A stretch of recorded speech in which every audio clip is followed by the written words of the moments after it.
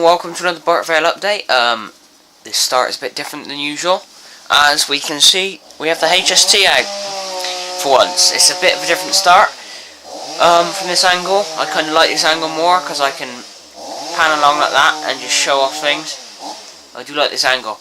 I've sorted out all the couplings on the HST, put this black bit in so it's more photorealistic. So let's get on with the update. In this update we will look at the yard, the new control panel, and the station area. So since I last did a video, what's happened is, basically, these two front tracks, this side in, and the track at the back, and the lead off to the shunting yard, have all been measured and spaced out properly, so they're all dead in line, and I know these platform pieces will fit. I've also marked out in orange pen, I don't know if you can see it, I've marked out in orange pen the outlines of the platform pieces. I currently need 3 more Hornby straight pieces, and what will happen is I will put another Hornby platform along the back of this, the line which leads out to the shunting yard, and I can have a bit of a, it can almost be a staff station where staff can get on and off the trains, or where the DMU can come off the middle line and into the fully inner line and get its passengers on and off. Right at the beginning I said we would look at the new control panel, so here it is. It's mounted for now just with a screw at each end, so I can take it up and access the backs of these switches. So if we zoom into those switches, we're on the control board, we've got a load of switches like this, which I use to control the points, which correspond directly up to what's up on the board. As you can see, they're obviously all labelled. I will eventually take these switches off and print a proper layout diagram which can be stuck on, but this is just like the temporary board for now, but I will use this same sheet of metal. See, we've got the switch here which isolates the track section at the back.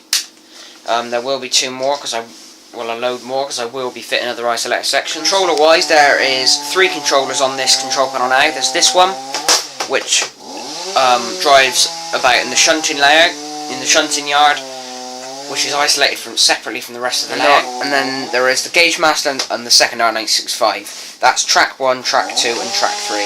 Eventually I'll get a 3rd gauge master or a 4 track gauge master and to do the whole thing. Yeah. So as you can see, the wiring is kind of being kept tidy. Most I can from this angle. I just thought I'd show you what the back of the station looks like. And here's the orange mark out, so I said where the 3 more pieces will go. And here is where the staff station I was on about was going to go. Just to show you, because I thought this would be interesting, is a modification I've done to my Mark III Virgin coaches for the HST.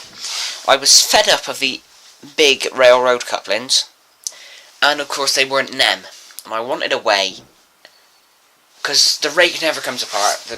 I literally lift the whole train off and put it on a piece of track under the baseboard as a whole thing. So what I did was got some wire and looped it around and reconfigured the couplers underneath, so I've got this wire connection as my new couplers.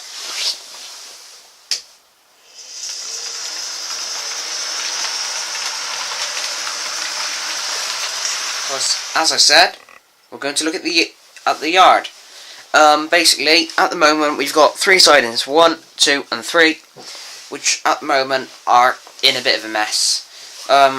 Because as you can see, I've fitted a random level crossing. The idea of that was to obviously let trucks from the sidings get out onto the road again.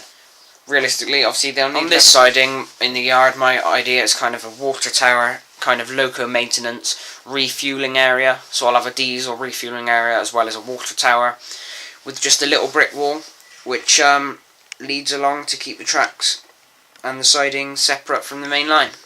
The middle siding I'm not going to say much about because it's basically the level crossing as I showed you, and this far back siding is basically this goods shed which is here, and that is basically going to be a goods siding where lorries can reverse up, unload to wagons, wagons back to lorries. I may even fit a nuclear flask crane and have a flask side in branching off of it. Right, I thought of using this view on the camera just to show you how the platform's going to work. So basically this will be the start of the main platform, because it can access the inner line, which isn't really going to be used too much because it's first radius and trains don't really like it, but it will be able to access this platform that the DMU is on, which is the second, which is one of the main lines, and obviously the far outer main line, which you can see right out here, which HST is on.